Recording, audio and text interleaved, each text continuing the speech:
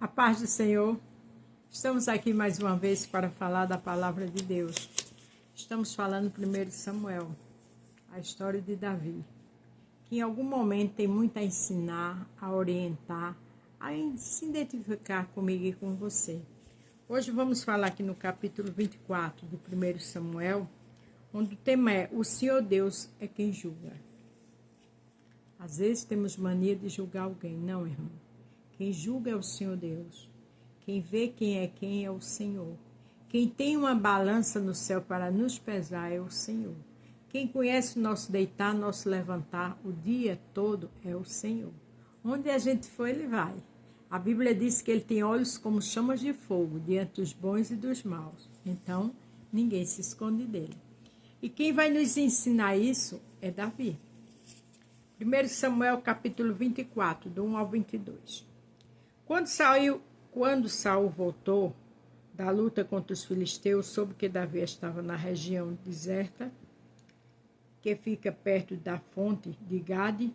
Então escolheu 3.000 dos melhores soldados de Israel e foi com eles procurar Davi e os seus homens a leste da rocha do cabrito selvagem. Veja que Saul não tinha paz, né? Porque só foi ele voltar da guerra com os filisteus que ele volta a perseguir Davi. Na realidade, o maior erro estava nele. A inveja estava nele, a falta de paz estava nele. Era um homem perturbado, descompensado, né? Totalmente. Saul chegou a uma caverna junto de algum curral de ovelhas, perto da estrada, e entrou ali para satisfazer as suas necessidades. E aconteceu que Davi e seus homens estavam escondidos mais no fundo da caverna. Se ele foi, agir por conta das suas necessidades, então as armas ele deixou em algum lugar. Ele estava totalmente desprovido de cuidados. Ele estava vulnerável a qualquer situação, né? As armas não estavam ali de forma que ele pudesse se defender. E não tinha soldado ali perto dele, porque ele ia o quê? Ele ia fazer suas necessidades. Então, eles disseram a Davi: esta é a sua oportunidade. O seu Deus disse-lhe que ele entregaria o seu inimigo e que você poderia fazer com ele o que quisesse. Veja. Então Davi se arrastou de mansinho até onde estava Saul, cortou um pedaço da capa dele sem que ele percebesse. Mas aí a consciência de Davi começou a doer, porque ele havia cortado um pedaço da roupa de Saul. Veja que ele não ia fazer mal nenhum a Saul. Ele só cortou porque ele tinha um objetivo com aquele pedaço de roupa. Mas ele não ia fazer mal nenhum. Então disse aos seus homens: o Senhor Deus me livre de fazer algum mal ao meu Senhor, que ele escolheu como rei. Eu não devo atacá-lo de jeito nenhum, porque ele é o rei escolhido pelo Senhor. O que me chama a atenção aqui é que Davi era um homem de personalidade. Ele estava rodeado de homens. Ele era o quê? O administrador. Ele era o chefe daquele povo. Mas ele era um homem de personalidade. Ninguém fazia a cabeça dele. Tem pessoas que têm facilidade, né? Das pessoas fazer a cabeça, de ouvir conversa paralela. Irmãs, a gente tem que ter personalidade. A gente não tem que ser Maria vai com mais outra, né? A gente tem que ver as coisas, tem que medir, tem que pensar o que vai fazer, o que vai agir. Não ir na cabeça de ninguém. E veja que Davi realmente era um homem preparado para ser rei. Porque era um homem que sabia administrar a gente. Ele não escutava as conversas e não já agia. Pelo contrário, quando ele escutava, ele já tinha a sua posição formada. Veja o que ele disse: foi o Senhor que escolheu ele. Assim Davi convenceu os seus homens de que eles não deviam atacar Saul, eles. Então Saul levantou-se, saiu da caverna e seguiu o seu caminho. Davi convenceu os homens. Porque aqueles homens com certeza ficaram irritados com Davi. Era hora de descansar, de acabar aquela perseguição. Mas Davi tinha consciência de quem era Deus. Davi sabia que quem era o grande juiz era Deus. Davi sabia que estava protegido por Deus. Eu e você tem que ter essa consciência de que quem julga é Deus, que nós estamos debaixo das suas asas e do seu esconderijo. Seja o que for que você está passando, descansa no Senhor.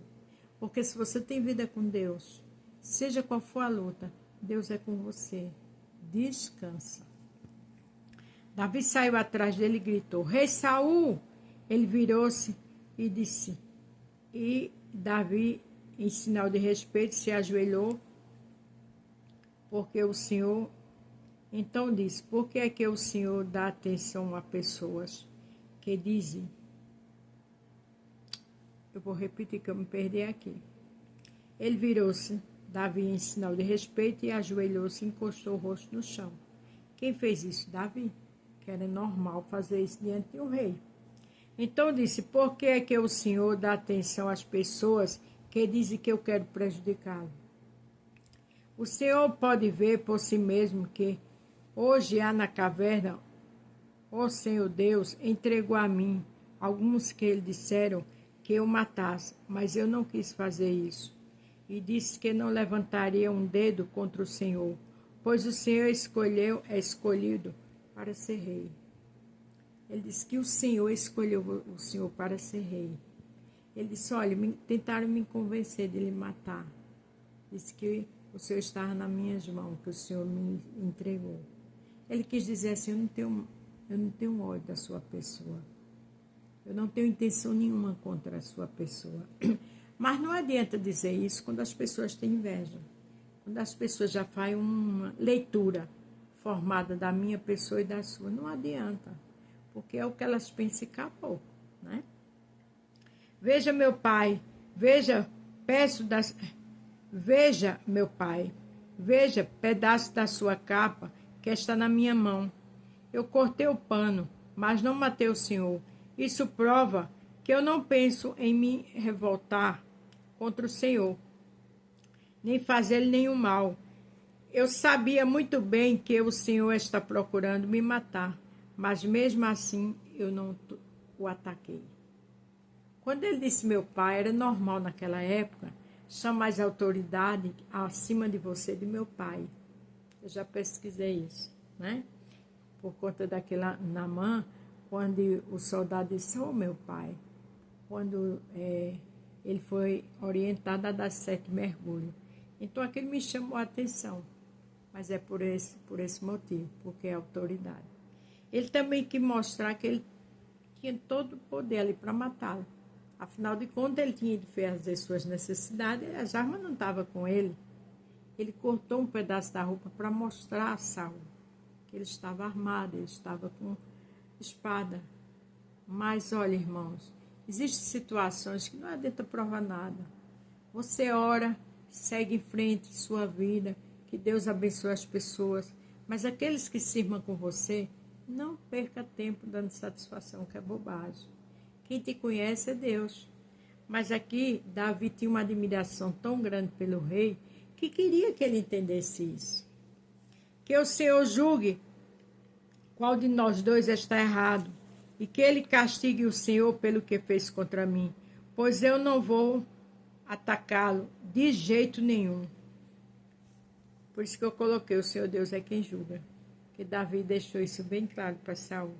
Como diz um velho ditado, o mal vem dos maus, mas eu não lhe farei nenhum mal. Veja o que o rei de Israel está tentando matar. Veja só o que ele está cansando. Um cachorro morto, uma pulga. Ele disse assim, o senhor é rei. Veja quem o senhor está perseguindo, um cachorro, uma pulga, que sou eu. Ele se deixou bem inferiorizado diante de Saul. Mas não adianta. Não adianta. É verdade que às vezes a pessoa gosta tanto que quer se apresentar, quer mostrar que ama, quer mostrar que não tem nada contra. Não adianta.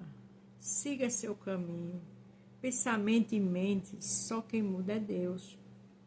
O Senhor Deus vai julgar e decidir qual de nós dois está errado. Que Ele me julgue, me defenda e me livre do Senhor. Quando Davi acabou de falar, Saul disse: é você mesmo, meu filho Davi? E Saul começou a chorar, remorso, porque ele sabia que Davi era uma pessoa boa. Então disse a Davi: você está certo, eu estou errado, você tem sido muito bom para mim, enquanto eu lhe tenho feito muito mal. Até aqueles que perseguem conhecem o caráter das pessoas. É triste isso, né, irmão? Só que deixa o mal tomar conta de si.